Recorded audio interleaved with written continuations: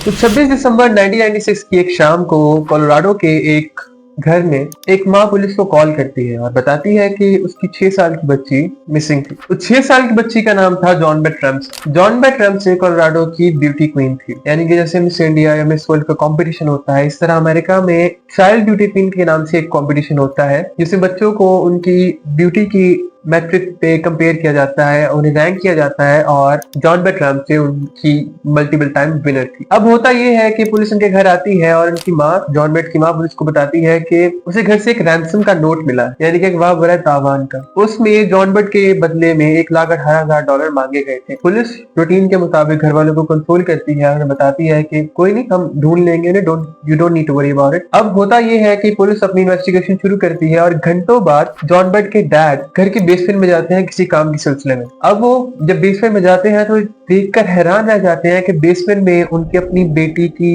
Body पड़ी हुई है। जॉन बेट को मारा गया था स्ट्रैंगुलेशन से। 6 साल की बच्ची को स्ट्रैंगल करके एक प्लास्टिक की कॉर्ड के साथ और एक पेंट ब्रश के साथ, इन दोनों चीजों को उसके गले के इर्द गिर्द लपेटा गया था और उसकी सांस बंद की गई थी। उसकी बॉडी एक ब्लैंकेट में थी और वो ब्लैंकेट बेसमेंट में था। अब वो ये चीज देखकर हैरान होते हैं और पुलिस को बुलाते हैं, लेकिन जब तक पुलिस आती है तब तक बहुत देर हो चुकी होती है क्योंकि बहुत से पोटेंशियल एविडेंस कंटामिनेट हो चुके थे। उस घर में जितने भी लोग थे वो सब बेसमेंट में आ चुके थे उस बॉडी को देखने के लिए। जॉन बेट के जितने भी रिलेटिव थे वो सब बेसमेंट में थे और उन्होंने बॉडी को उठाया अपनी जगह से और किसी और जगह शिफ्ट किया। पुलिस को ऑब्वियसली ये सुनकर थोड़ा अजीब लगा क्योंकि वो एविडेंस उन्हें मदद कर सकते थे कातिल तक पहुंचने के लिए। एक और चीज जो नोट की गई वो ये थी कि बेसमेंट की जो विंडो थी उसके नीचे एक सूटकेस रखा गया था जिसके ऊपर चढ़ के विंडो क्रॉस करके बाहर कोई गया था। अब ये केस इतना जरूरी क्यों है वो ये कि फर्स्ट ऑफ ऑल घर में कोई फोर्स एंट्री के साइन नहीं थे। जॉन बेट की बॉडी घर से ही मिली थी और अगर उसे पहले ही मार दिया गया था तो एक रैंसम नोट लिखने का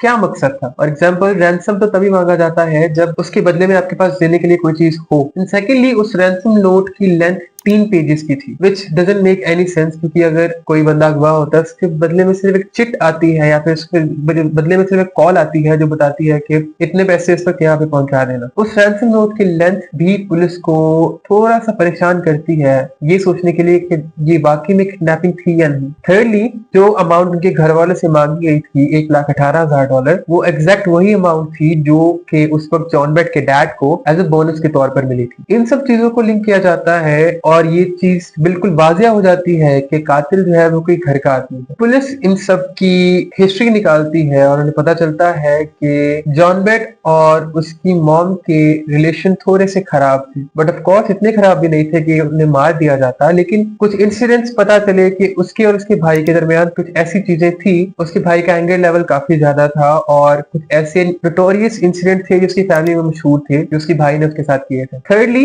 पब्लिक को काफी रेज आता है, गुस्सा आता है इस इंसिडेंट पे क्योंकि ये मर्डर एक 6 साल की बच्ची का था और प्राइम सस्पेक्ट उसके अपने घर वाले थे।